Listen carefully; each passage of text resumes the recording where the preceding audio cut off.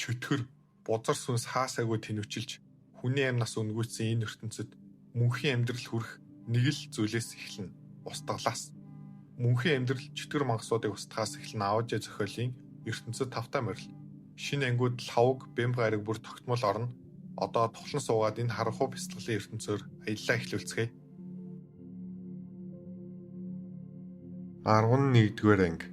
Чөтгөр дарах ариун ян элд. Өнөөдөр бидэнд олж өгсөн хөөрхөн бүсгүйт бүсгүйг харъя гэж ирсэн юм. Гэтэл санамсаргүй тэр муусай нохтын үнэрийг аваад дотгош орж ирж хармаар санагдлаа. Санаа зовлтгүй. Чи ажиллаа хордон идэг. Бид ч чиний хийсэн зүйлд нэлээд сэтгэл хангалуун байдаг. Хөгшин бичин шиний рүү нэг харснаа сүн чампанд улам ойртон хэлв. Харамсалтай чиний тушаал хэтэрхий доогоор. Эдгээр чадваргүй хүмүүсийн тушаалд үргэлж орж явна гэдэг үнэхээр уур хөргөм. Өнөөдөр би чамд туслаад энэ хүнийг зайлуулчихъя. Тэгээд чамд дээшлэх боломж гаргаж өгье. Нохооч дөрүүдийг би алаагүй. Сун чампаны нүд бараг ухархаанаасаа бүлтрэх шахаж ориллоо. Би яг одоо огцорно. Намайг битгий ал. Шиний би чамтай хизээч муудалцаж байгаагүй. Яагаад намайг ингэж байгаа юм? Түүний өгтлээ айсан төрхийг хараад гурван бичин чөтгөр зэрэг чарлан инээлдэв. Хурц жингэнэх мэт инээд шинийгийн чихийг хатахад хоолой найжмаар хүүтрлээ. Түүнийг тавь. Энэ үгийг сонсмогч хөгшин бичингийн царай өөрчлөгдөв. Хэдийгээр шинийг дүү хэмээн дууддагч тэр нь үний эрэхтэй ёжлолт үдий. Тэдний нүдэнд шиний өртөө тушаалдаг нохой. Үгүйсгсэн бол өнөөдөр зориуд ирж түүнд сүр хүчээ үзүүлэх шаардлага гарахгүй. Нохоо хизэнээс эзэндээ тушаал өгдөг болсон юм. Хөгшин бичин шарлсан соёогоо ярзаалган уур хилэнгээр хүчээ дарж тоглоом шоглоом харж байгаа мэт асууллаа. Тавьчихвал надад ямар ашигтай юм? Уг нь сун чампионыг үнэхээр тавих бодол түүнд байгаагүй. Зүгээр л хоньны ярьсан өмөрсөн чон мэт шиний өнөөдөр ямар жүжиг тавихыг сонирхсан хэрэг. Үүнийг сонссон шиний харцаа буулгаж хэсэг бодлоо. Дараа нь хүмсгэн тэнийж нөгөө талд татгалзах боломжгүй нөхцөл санал болгож байгаа мэт тайван хэлв. Түүнийг тавь. Тэгвэл чамайг өвдөлтгүй өхүүлнэ. Өрөө гинт нам гүн болов. Хөгшин бичингийн нүдэнд алах санаа айжмаар хурлаа. Сонирхолтой юм. Тавихгүй бол яах вэ? Шиний толгой өргөн чин сэтгэлээсээ хэлж байгаа мэт хариулв. Махыг чинь хусаж арыг суулгана. Бичин чөтгөрүүд хариу үйлдэл үзүүлж амжаагүй хахад сун чампион айсандаа нүдэн бүлтрэх шахаж шүдэ хугартал 100. Одоо л тэр ойлголоо. Шиний өнөөдөр өөрийг нь амьд гарах ямар ч бодолгүй. Арыг ясуулгана гинэ. Хин арыг ясуулахыг гээд байгаа юм. Зүүн уулын бичин чөтгөрүүд баруун захын шар ус тааны нохооч төрүүтэй адил биш. Нохооч төрүүд олноороо байдаг хүч чадлан янз бүр 7-8 харуул төвшмөл нийлж байж нэгийг арайхийн дарах тохиолдол бий. Харин бичин чөтгөрүүд нийт 5хан олон жил үзэгдээгүй өнөөх хөгшин их чөтгөрийг стооцвол үлдсэн дөрвөн ах トゥ бүгд шилдэг хүчтэн. Ердөө цөөн тоотой атлаа шар ус тааны сүрхтэй энэ тэнц хүчтэй. Харин одоо дөрвөн ах トゥ гийн 3 нэнд байна. Шинийгийн үгийг сонссон эрдэмтэн дээлтэй хөгшин бичингийн харц бүрэн хөрөв. Ёжилсонгүй, архирд сүрдүүлсэнгүй, сарвут гараа зүгээр л уламжаа гатглаа. Хурц хумс сун чампионы туханд шигдэж гавлын ясанд чарахын дугарна. Яг л боловсрсон тарвс шиг дараагийн мөчтэй задрах гэж байгаа мэт. Хөгшин бичин шиний рүү хүүтнэр хялам хийв. Энэ толгой залууд яаж зүв ярдгийг зааж өгөх биз. Гэвч дараагийн агшинд хөгшин бичингийн нүд эргэлзэн ялс хийж төд удалгүй хилэн болон хувирлаа. Шиний түүний гарыг бүр харахгүй байв. Харин эргэн хаалганы зүг халахаж гайхсан хоёр бичин чөтгөрийн өмнө зогслоо. Хэсэг ажигсны эцэст хаалга эвдэж хүмүүсийг алсан өнөөхийг сонгов. Дараа нь гараа өргөн бичин чөтгөр хариу үйлдэл үзүүлж амжаагүй хахад дагзруу нь хайр найргүй буулгав. Асар их хүч өргөлөн гарлаа. Бичин чөтгөр шууд газарт савж нүүр нь бутарсан шалны чулуунд хүчтэй мөргөлдөв. Нөгөө бичин чөтгөр сая нэг сэхэ орж хурц чарлав. Гэсэн ч ийм сандарсан мөчөд хүртэл хөдөлгөөнгүй эмх замбраагүй болсонгүй. Хүнийхээс хавгүй урт гарна агаарт төгс ном зурж тас хар өстэй нудрах мянган жингийн туухай мэт доош унлаа. Шууд шинийгийн нурууг олжээ. Энэ бол зөнгөөрөө хийсэн дайралт биш. Маш сайн эзэмсэн тулааны техник. 100 гараа аль хэдийн бэлдэж ихний цохилтоор нурууг нь хугаламгцаа дараа нь хүлийн цохилтыг өгөхөд зэгчээ.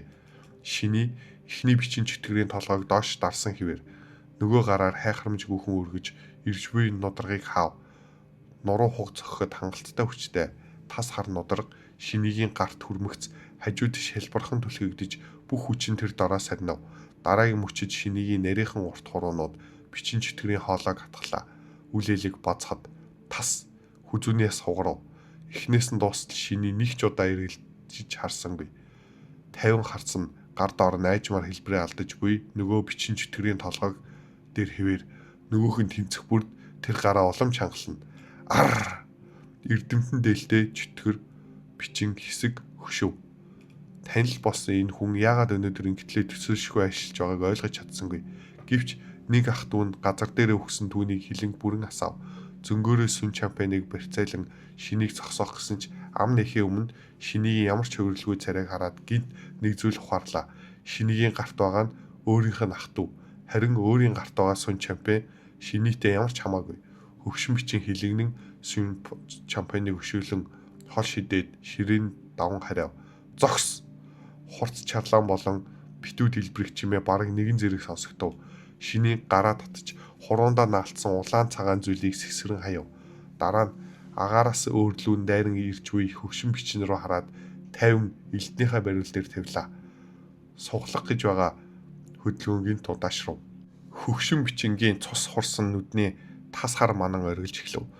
Ус ноосныхын завсраас мөн адил хар манан нэвчин гарч хурдан нийлсээр гинжин болоо хурлаа. Хар манангийн гинжнээс яс хилтгэм хүйтэн сүр хагална. Луу мэт мөшгөрөн хөдөлж шиний рүү ташуурдан ирэв. Шиний хөмсгөө үл ялэг зангидж нүдэнд нь гайхсан өнгө яс хийлээ. Чөтгөрийн шидэгчийг өөрийн нүдээр харсан анх удаа энэ байв.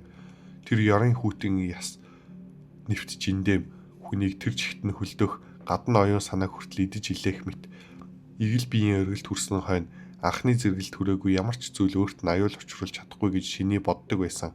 Тэр энэ 3 бичин чөтгөрөөс өмнө ямар нэгэн онцгой зүйл мэдрээгүй. Харин одоо л анх удаа багахан төвхтэй учрахыг мэдэрлээ. Ийм бодох зур хилдээ суглах хөдөлгөөн өөрчлөгдөв. Урдих шиг хурдан шаламгаа биш, харин илт удаа. Цус нь бүх биеэр өргөлж арсны цаанаас хүртэл халуун төнө. Илт хуйнаас айжмаар гарахад мөнгөлөг ирийг бүдэг час улаан манан бүрхөв. Цус мэт урсаж байла. Дараагийн агшинд илт гинт агаарыг цуслээ. Эрдэмтний дээлтэй хөгшин бичин нүдээ том нэв. Өмнөх залуу түүнээс ердөө 3 тохоо зайтай. Гараа сунгаад нүрийг нь урчхаад хүрэхэд ойрхон. Гэтэл хурц сарвуу нь агаарт чичирсэн өчүүхэнч урагшилж чадсангүй. Хөгшин бичин бодилсан янзтай доош харав. Эрдэмтний дээл нь бэлхүүсээрээ тэгшгэн огтлогджээ. Зүсэлт нь өөгүй цэвэр. Бэлхүүснээс доош 2 хүчрхэг хөлд нь төдхийн газар унав. Харин дээд бие нь одоо ч агаар дээр байла. Хан шиний илдээ хойндоо хийв. Дараа нь 2 хэсэг болсон бичин чөтгөрийн дээгүүр алхасаар өнгөрлөө. 12 дугаар анги орны доорх хөдөлгөөн. Сун чампан булан твтэж арайхийн амьсгалж байла. Захыг хараад нэгэн залуу айжмаар ортиж буйн үзэгдэв. Нүүрэнд харуулсан төвхөн дээш доош хөдөлж сөнг өрөвдөлтөй амьсгаад тасалтан гарна. Өвдөлтөөс олж мэдээ алдсан би энэ зөнгөөрөө арга шагшив. Сая харсан зүйл нь хитрхи итгэмээргүй байла. Олон жилийн өмнө танхаачуудын дундаас шинийг өөрийн гараар сонгож авсан хүн сүн чампан өөрөө. Тэр үед залуугийн сэргэлэн ухаан түнд таалагджээ. Гэхдээ шиний арай хитрхи сэргэлэн болно гэж төсөөлсөнгүй. Баян хошуунд байр сууриа хурдан өсгснөөс гадна чөтгөрүүцтэй хүртэл холбоо тогтоож захиргааны ажлыг хөнгөн зохиолцуулдаг болсон. Гэсэн ч сүн чампан түүнтэй шууд өрсөлдсөнгүй. Зүгээр л аль болох хол байж түүг тарихгүй хичээн. Харин дотроо шинийг их жигшдэг хэвээр. Гэтэл олоод тэр жигшил дотор өтгөн айц сурган гарчээ. 3 дайсныг ганцаараа өгтөн авч 3 бичин чөтгөрийг ингэж хялбархан хөнөөх хүч. Энэ яавч нэг шөнийн дотор бий болох зүйл биш. Шиний өдөр бүр арх ууж, найрлаж, шүн бүр зугаацсан хитгэн алхсны дараа хүртэл бүслэхийгээ тулж явдаг байсныг санахад сүн чампан нуруугаа хүүц даав. Энэ бүхнийг нууж авахын тулд ямар их төвчээр, ямар гүн төлөвлөгөө хэрэгтэй байсан юм бэ? Ийм бодох зур залуу аль хэдийн дэрэгдэн иржээ. Сүн чампан зөнгөөрөө гараа өргөн нүрээ алхлав. Дараагийн мөчид биеийг хөнгөрч шиний түүнийг нуруундаа үрчхөв. Дунд иргэм насны ирийн чичирч байгааг мэдсэн шиний санаа алдав. Ингэтлээ яах хэрэг вэ нөө? Гар хөлчин тасрааг үзтээ. Баян хошууны эрүүгийн хилцс бүх хошууны аюулгүй байдлыг хариуцдаг. Харин сүн чампан бол хилцсийн дарга. Бичин чөтгөрүүд аль хэдийн өгсөн бахад юунтай ингэтлээ айн вэ? Хэрв хотын 800 хамгаалтын цэрэг байгуулсан бол баян хошууны ард иргэд аль хэдийн чөтгөрүүдэд холбоолох байсан биз? Сун чампан юу ч хариулсангүй. Шиний уг нь гэр нь хаана гэдгийг асуух гэсэн юм. Гэвч энэ бодолд толгойд ормогц хөлн зөнгөөрөө замаа олчихов. Хоёул хошооны захиргаанаас гарч зүүн зүг халахлаа. Шүнээрээ олжээ. Гудамж тас харанхуй. Юм харахад ч бэрх. Гэсэн ч шиний огт төөрсөнгүй. Тэр жижиг хашааны өмнө ирээд хаалгыг төгшөв. Одоо л нэг гэртээ харих санаа төрвөө. Гадуураа өгчихгүй явдаа. Хүүтэн холоо сонсогдож хаалга аяархан нэгдлээ. Хаалга нээсэн хүн 30 гаруй настай үзэсгэлэнтэй эмэгтэй байв. Нимгийн ягаан торгон хувц өмсчээ. Төрхөн дурбулаам. Би галбирыг сайн арчилсан нэлт. Арьсан толгор чанга. Бэлхүүс нь махлаг хатлаа уян. Шинийг хараад царай нүл элэг өөрчлөгдөж нарийнх нь нүдэнд нь баярын өнгө гясхэв. Чи яагаад ирэв? Тэр хөгшин чинь одоо хүртэл захиргаанд байгаа юм уу? Шинийгийн царай хачин болов. Тэр бие үл элэг хажууд ширгүүлж нуруундаа өрсөн хөгшнийг харуулв. Эмхтэй гайхсан ч сандарсангүй. Харин хагас өгсөн мэт сүн чемпион руу муухай харж загнав. Захиргаанд очиж суугаад цай удаг төдийвэж бас яагаад юм болчихдаг байна? Жаахан ирэх хүм шиг байж болтгүй юм уу? Үүнийг сонссон шиний хүртэл сүн чемпионыг баг зэрэг өрөвдөв. Ажил дээрээ бүтэхгүй. Дарга байж доод хүмүүсээ зайлсхийн. Хэрэгтэй бас ингэж загнуулна. 40 гаруй бараг 50 хүрч яваа. Тэгээд ийм дур булаам ихнэртэй. Гэтэл ихнэрийн сэтгэл аль хэдийн өөр хүн рүү хэлбийсэн болтой. Шиний сүн чемпионыг гэрт нь оруулж орон дээрээ тавив. Өнөөхөр толгоогоо хан руу эргүүлэн ухаангүй мэтэр үзүүлжээ. Амийг нь аварсан байхад баярлаач гэж хэлэхгүй юм. Шиний толгоос хэсгэрээд эргэж харав. Хашаанд дөнгөж алхаж ортол бүлээн зөөлөн би гар дээр наалдаглаа. Өнөөдөр юу болов? Сүн авхай шинийгийн гарыг 2 гараараа тэрч зөөлөн цээжиндээ наав. Хоолоонд санаан зовсон өнгөтэй. Чи имтээгүйс наашир дотогш оръё. Би чамайг сайн шалгаад өгье. Шинийгийн бодол хэсэг сарнив. Удалгүй сая хаагцсан хаалга руу нэг харснаа гараа зөөлөн сугалж ав. Чөтгөрүүдийг сун чампион устгасан. Би буцаж очиод захиргааны дараахад ижлийг зохицуулах хэрэгтэй. Тань түүг удахгүй. Эмхтэй холдон явах залуугийн араас харан бухимдэн хөлөө дэвслэв.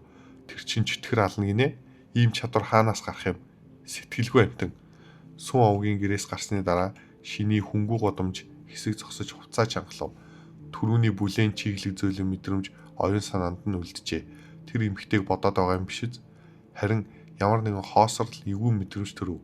Сүн чемпионы гэрийн байдлыг нэг их таашаагаагүйч гэртээ харихад нь гэрэл хасаагаад хүлээж байдаг хүнтэй Чинжигийн амьдрал тийм ч муу биш мэт. Харамсалтай нь өмнөх шиний олиггүй нэгэн байжээ. Багада эцэг ихээ алдсан. Ойр татны найз нөхөд гэр бүлч үгүй. Орон дээр нь ягааны газрын хүүхнүүдээс өөр хүн байгаагүй. Шиний шөнийн агаарыг гүнзгий амьсгал системийн самбараа дуудлаа. Оюун ухаанд бичин чөтгөр. Анхны зэрэгэлт хараахан хүрээгүй. Нийт амьдралын хугацаа 326 жил. Үлдсэн амьдралын хугацаа 44 жил. Шингээлт амжилттай. Оюун ухаанд бичин чөтгөр. Анхны зэрэгэлт хараахан хүрээгүй. Нийт амьдралын хугацаа 355 жил. Үлдсэн амьдралын хугацаа 78 жил. Шингээлт амжилттай.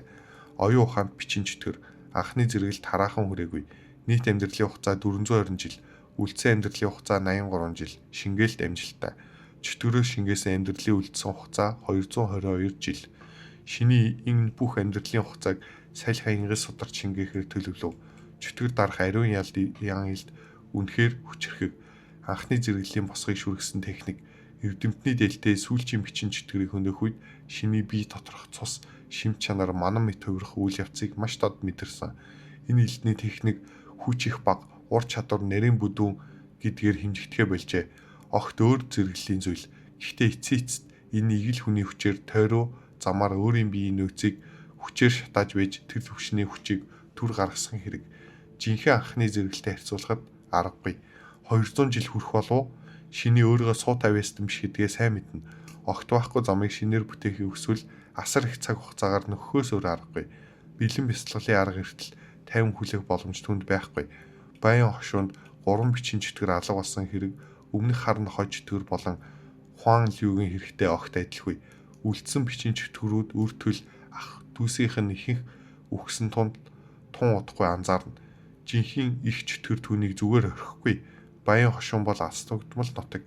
Эргэн тойронд нь чөтгөрийн 4 том бүлэг бий. Баруун талд шар ус хааны нохоо чөтгөрүүд, зүүн ууланд бичин чөтгөрүүд, нөгөө талд ногоо харьст хөгшин их химэх могоо чөтгөр, бас нэг сүрэг үнэгэн чөтгөр. Шиний тэднийг хоёрыг аль хэдийн дайсан болгожээ. Хичнээн нямбаа байсан ч чөтгөрөө төшөө авахыг тулд нотлох баримт нэхэхгүй, с ижиг төрөхөд л хангалттай. Тэд төсвөл баян хошуун тэр жигтний хятгаас ч буцахгүй. Эхлээд гэртээ харъя. Их бодсноос шинийг нь толгоо өвдөв. Тэр угаасаа үххлээс айдгүй тогшин хүн биш. Өмнө ганцхан жилийн амьдрал үлдсэн учраас л алдуул алдаг гэсэн тогшин сэтгэлээр хөдөлж байжээ. Харин одоо 20 жил нэмэгдсэн. Дээрээс нь тулааны эрдмийн гүн нууцлаг зэрэглэлийг өөрийн биеэр мэдэрсэн. Амьдрах боломж уйл тэр мэдээж амьдрахыг хүснэ.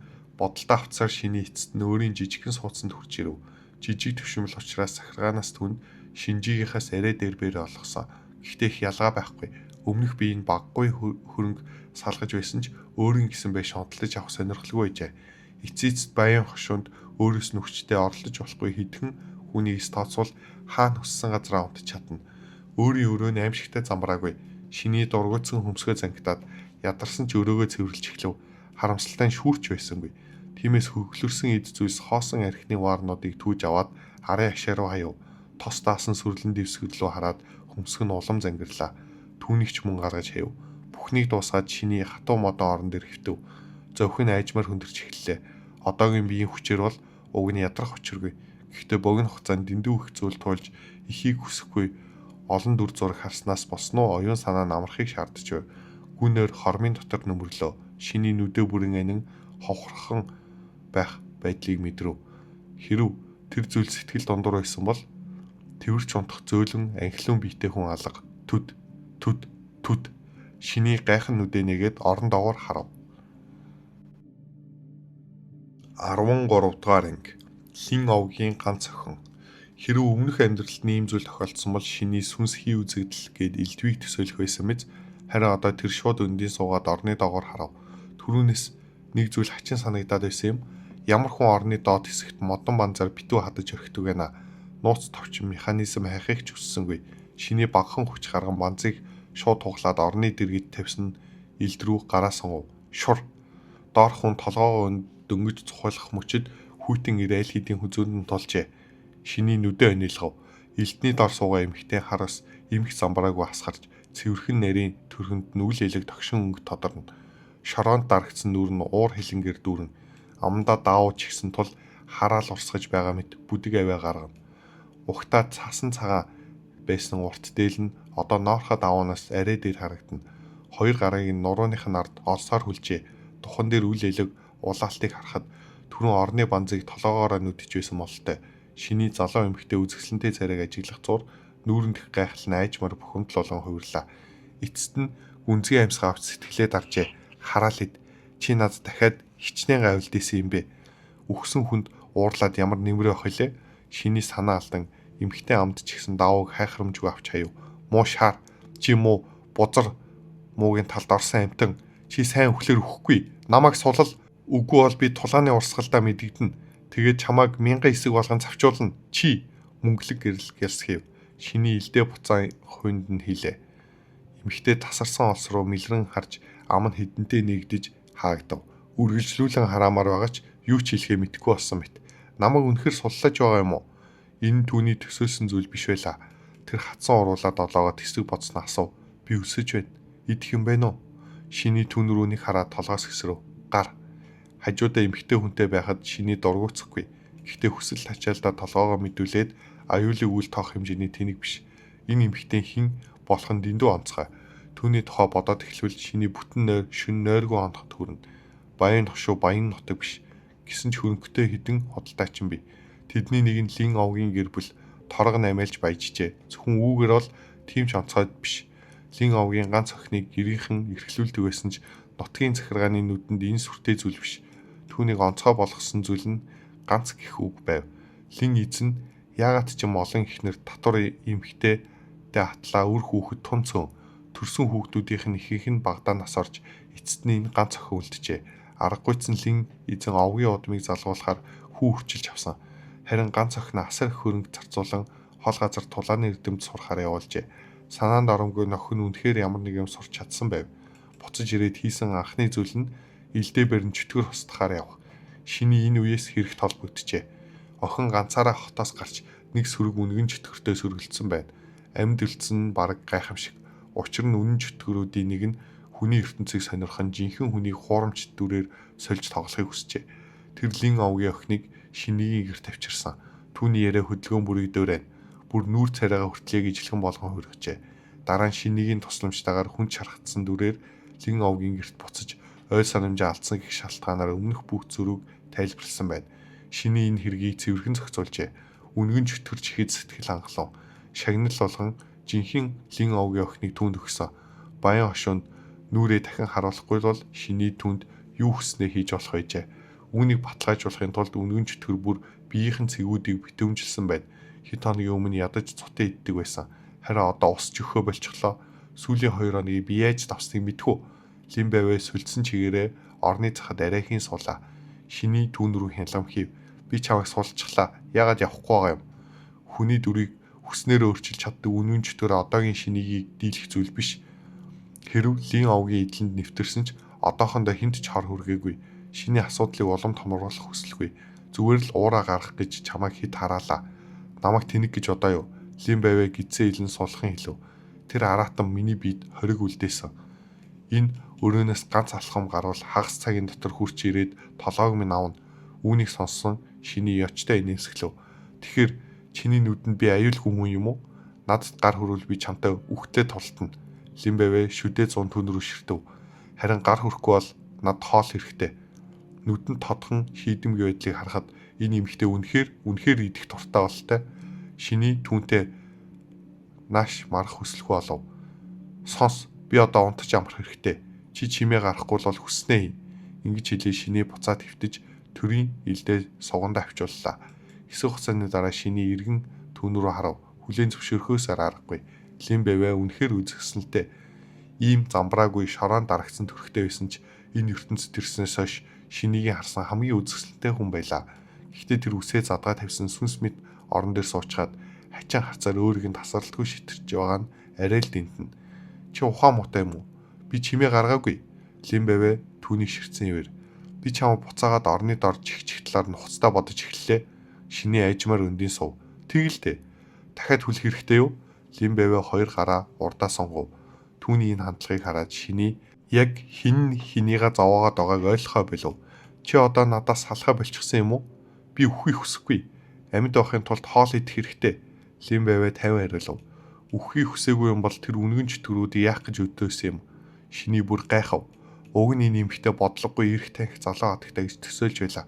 Гэтэл нөхцөлөд л тун сайн тасан зохицдог бололтой.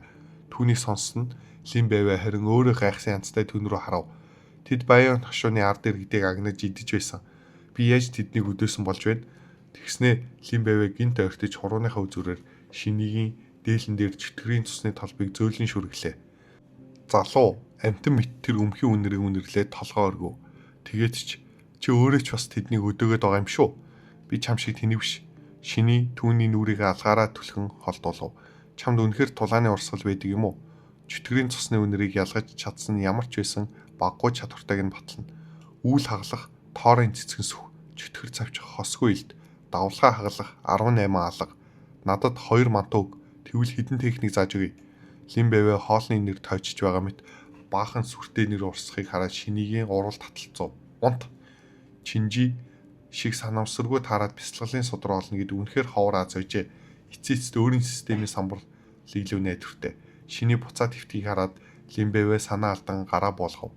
Дур мэдэн зохиосон хідэн нэр хоол өгж өгөхөд хангалтгүй болтой.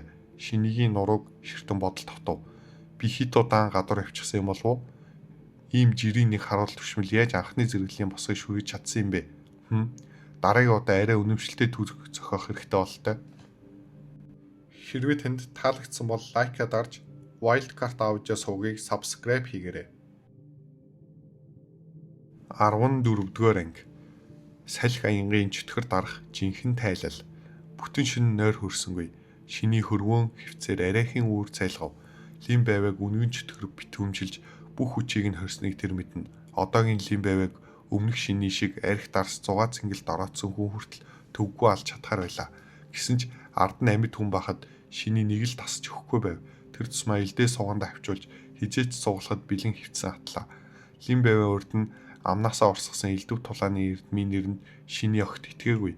Тэр эмгтээд ядаж хэд ойлгохтой техник гарцаагүй би. Гэтэл үннийг хэлэхгүй байна. Шиний нүдэ анин унтаж буй дүр үзүүлсэн ч оюун санаа нэмэх замраагүй эргэлдэнэ.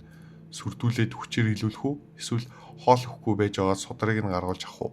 Хэрвээ өмнөх шиний байсан бол хошууны захиргаатай нийлэн чөтгөрийн өмнөнийг нуун дарагдуулж чөтгөр дарах албыг хураад үнэгэн чөтгөрт Лин овгийн ганц охины дүрийг бүрэн эзлүүлчихсэн байсан. Тэгээд урдахын нэмэхдээ хүснээрээ зохицуулж болно. Гэвч одоогийн шиний тэгж чадахгүй. Тэр чөтгөр дарах албанд элсхийг хүсэж байгаа. Хэрв үнэн чөтгөрийн зал илрүүл шиний өөрөө ч энэ хэрэгт хотголдож цэвэрхэн болтрох аргагүй болно. Өөр шиг залуу сайхан Баатар гинт ийм хүн жал үүрнэ гэдэг арай л шудраг бус. Удаан бодсны эцэст шиний хамгийн найдвартай арга Лин байвыг алаад хааны газар булчих гэж дүгнэв. Хожим чөтгөр дарах алба ямар нэгэн сэжвэр оллоо гэхэд бүхнийг үүсгээд үнэн чөтгөрийн хуурмаг шидэнд мэлхэгдсэн гэж хэлнэ. Үхсэн хүн ам нэхгүй. Дээрэс нь үхэхээс өмнө тулааны эрдмийг нь хүчээр хилүүлчих болно.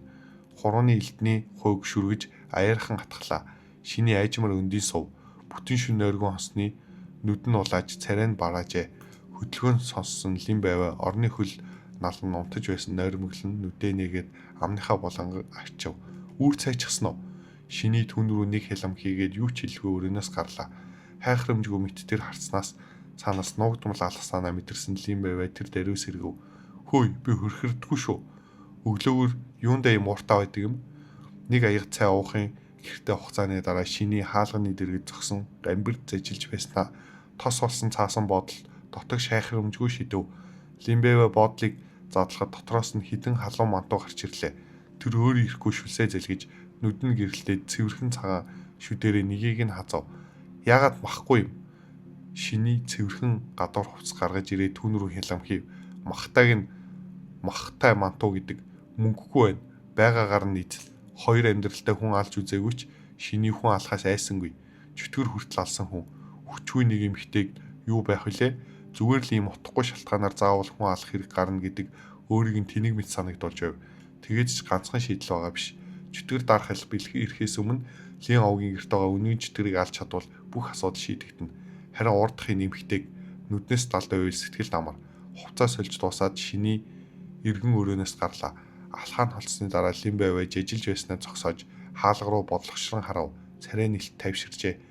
Шиний шиг төвшний тулаанчд игэл биеэ сальсан эрдэм ямар их шундгийг тэр дэндүү сайн мэднэ. Гэхдээ илт хүзүүнд нь тулгсан ч Лин байваа ганц ч үг задруулахгүй. Энэ бол дээрээс хатуу оргилсан дөрөв. Зөрчвөл нөгөөх нь гарцаагүй хөхн өөрөө сайн төгсгөл үзэхгүй. Ийм их уруу таталтыг төвчж чаддаг юм байна. Тэсвэр нь надтай бараг адилхан юм. Лин байваа мантуу өндөрийг үнэрлэн уруулаад олоогоод дахин нэг том хазав. Баян хошууны зүүн годомж шиний алхаагаа удаашруулж системийн самбараа дуудлаа. Одоогийн эзэмсэн тулааны эрдэм, яс бутлах атгалтын арга төгс эзэмссэн, чөтгөр завчих элдний арга төгс эзэмссэн, анхны зэрэглэл, чөтгөр дарах ариун яан элд, үйл хаглах урт нударгын арга төгс эзэмссэн, нудраг алганы авьяас, сүнсэн могоо 8 алхам төгс эзэмссэн, салхи аянгийн судар дээд бот төгс эзэмссэн, өөрийн үлдсэн амьдралын хугацаа 21 жил, чөтгөрөөс шингээсэн амьдралын үлдсэн хугацаа 222 жил. Хөнгүү нарийн гудамж сууж шиний чөтгөрийн амьдралын хугацааг салхи аянгийн судар чингээж эхлэв. Төгс эзэмшил төссөн тулааны эрдэмт дахин хугацаа шингээнэ гэдэг мөрөөдө тоглохоос ялгаагүй. Амжилтанд хүрнэ гэсэн ямар ч баталгаа үгүй. Анхны зэрэглэлийн босгыг шүргсэн чөтгөр дарах ариун яан элдийг бүтээхэд ч нэмэр болохгүй 27 жил зарцуулсан. Харин энэ удаа шинийгийн хүсэж буй зүйл бол анхны зэрэглэлийн бүрэн бүтэн бясалгалын арга. Тиймээс хичнээн хугацаа орсон ч түлхэд бэлэн байлаа. 1-р жил та цээжээрээ мэддэг болсон салхи аянгийн судрыг дахин ашиглаж өөрийн өнгөрсөн замлыг эргэцүүлж эхлэв. 5-р жил элдний эрдэмч бай, нодоргын алганы эрдэмч бай, таны ур чадвар игэл хүний оргилд хүрчээ. Тэнгэр газрын шимт чанараар бие махбодож бүрэн хатууж болчихсон. Гэвч өмнөх бүх туршлага одоо ямар ч хэрэггүй мэт болов. 20-р жил та хаалттай бясалгалд орж тэнгэр газрыг тунгаа зүүдэнд хүртэл үзэгдэх хатлаа баригдсгүй тэрхүү шимт чанарыг ухаан оролдохоор хичээв. 37 жил салхи аянгийн судар бол эм бэлтгэмлийн шин чанараа биеийг хатуужуулах арга, эмэнд дагуулгадах шин чанар, тэнгэр газрын шин чанар хоёр угтаа тийм ч өөр зүйл биш гэдгийг та ойлгов. Ямар нэгэн зүйлийг үзүүрээс хатгсан мэт санагдлаа. Жил жилээр системийн мэдэгдэл нүдний өмнө жирлсэн өнгөрөв. Олон 10 жил ямар ч ахицгүй суух, ямар шаналгаатайг шиний бүрэн төсөөлж чадахгүй байлаа. өөрийгөө тэр байдалд орсон гэж бодох төдийд л нуруугаар нь хүүцэд ав. 60 дугаар жил Тэнгэр газрын шимт чанар танд хуучны анд мэт танил болжээ. Гэсэн ч та түүнийг өөрийн бие шингээж чадсангүй. Та хажуудаа тавьсан илд рүү харав. 82 дугаар жил та чөтгөр дарах ариун ялтны техникийг тоолж барамгүй олон удаа ашиглав. Илд бух бүрд махад оюун санаа танд шавхагдана. Урд нь шимт чанараар төгс хатуужуулсан би олон жилийн өөрийгөө шавхсан бясалгалаас олж айжмаар дороотов. 9-р жил та өөрийнхөө амжилтаагаар эгэл хүний төвшөнд буцаан оруулав. Гэсэн ч илдээ тавихыг хүссэнгүй. 105 дугаар жил цус мах танд бүрэн шавхагдаж хувирган ашиглах зүйл үлдсэнгүй. Та танил болсон чөтгөр дарах ариун ялтыг дахин ашиглах зураа газар дунав. Өөрийн гэхэд итгэмээргүй чичирхийлэх хоёр гараа харан нүдэ анив. 106 дугаар жил сэрүүхэн мэдрэмж ярьсанд нь тань нэвчин ороход мөчид чангарсан нүүрэнд тань эцэст нүүлэлийг нэмсгэл тодров. Та зөв тааснаа мэдлээ. 120 дугаар жил таны сонгосон зам зөв байв. Ойлгож чадахгүй байгаа бүх бие үхлийн ирмэгт хүргэж зүн совингоороо тэнгэрт газрыг өглийг татан авлаа.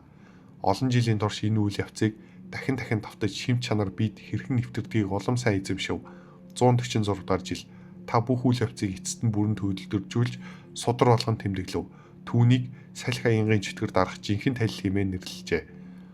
Чөтгөрөө шингээсэн амьдралын үлдсэн хугацаа 76 жил. Гэтэл асар их сулрах бүх биеийг нүмерхэд шиний шүдэ чанга зов. Хоёр гараараа газар тулна, тасалтан сулхан амьсгална. Гэсэн ч оюун санаанд нь цутхан орж ирэх мэдээлэл өөрийнх нь биеийн байдлыг бүр мартуулжээ.